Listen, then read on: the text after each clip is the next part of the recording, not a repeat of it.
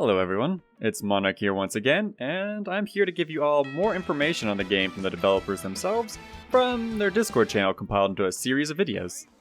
You can watch my previous two videos in the description below. Well, if you missed them. Now, let's get right into the video, shall we? Zdropping is in the game. For those of you who don't know what exactly a Z-drop is, it's a mechanic in Smash where if you press the Z button, you would drop your projectile. It would fall downwards as if you were letting go of the projectile, rather than throwing it downwards quickly, and would lead into some crazy extended combos, such as Peach and Rob.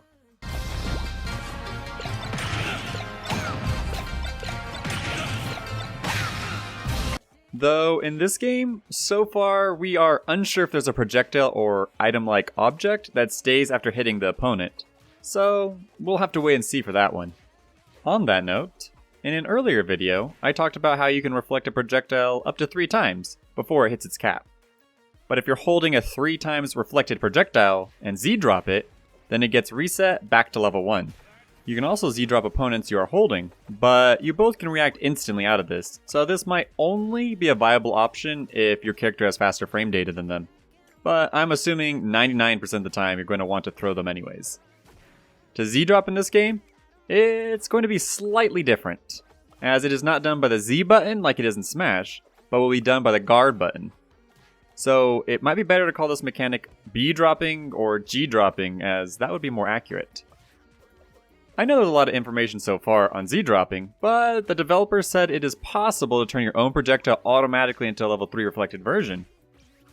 You would do so by casting your projectile, then chasing after it and using a strong dash attack, then canceling that strong dash attack with a grab. And voila! You're now holding a level 3 reflected projectile in your hand. This example was done on Spongebob's bubble, and I can assume this will work the same way for other characters' projectiles as well. How practical this is in an actual match situation is unknown, as you can't just do this in neutral or you'll get punished.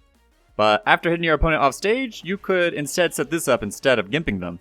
But unless the projectile level 3 kills under 40%, I don't know if it'll be worth the time invested, but who knows?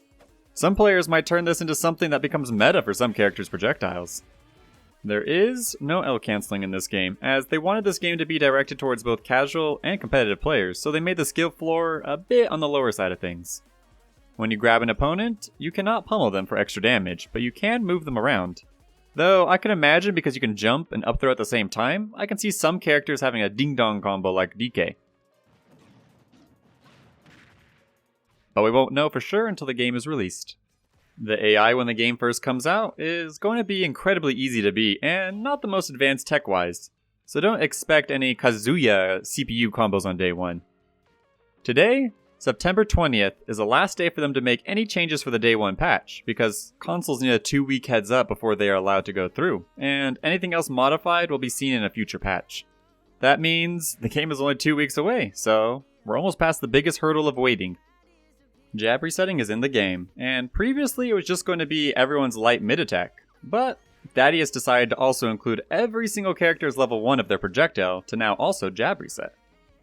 Level 1 projectiles just mean a projectile that has not been reflected yet to a higher value.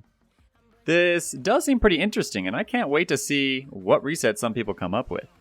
Taunt is allowed in online play, unlike Smash Bros. Where Nintendo thought it was too BM to implement.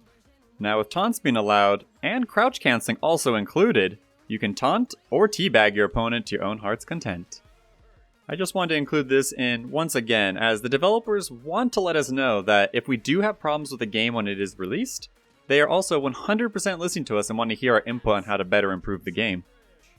The patch notes are going to include all the changes made to the game, and they're going to use the terminology that we are all familiar with, and not the weird wording that Nintendo likes to use all the time.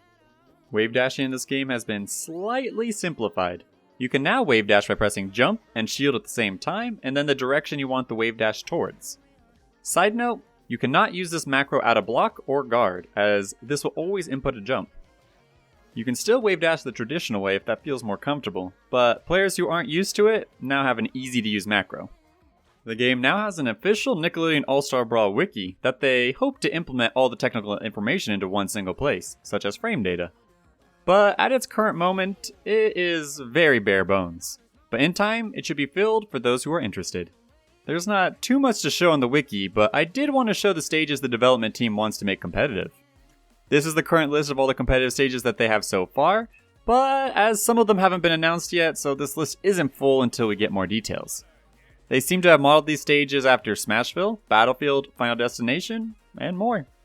I'm curious to see what other stages they want to be seeing competitive, but it looks like they are modeling them after already famous competitive stages. So I do have some faith in these stages. I did want to expound on one of their competitive stages, and that is their Smashville map, Jellyfish Fields. When the game counts down, the platform starts in the middle, and when the game officially starts, a random number generator decides whether the stage will go left or right. I don't think this will matter too much in competitive play, but I did want to list this RNG moment just in case. I don't think this matters as to who is still using 32-bit systems at this point anyways. But the game will not have a 32-bit version if you happen to be one of those 1% or whoever still has that.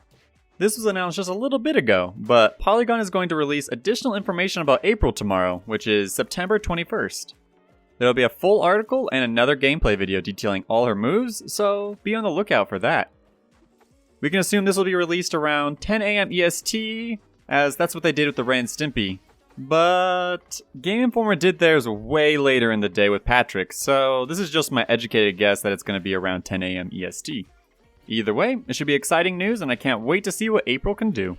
That's all I have for you in today's video. I hope you all enjoyed the video, and if you did, don't forget to like and subscribe as it really helps my channel out. Have an amazing day, and I'll see you all in the next video. Peace!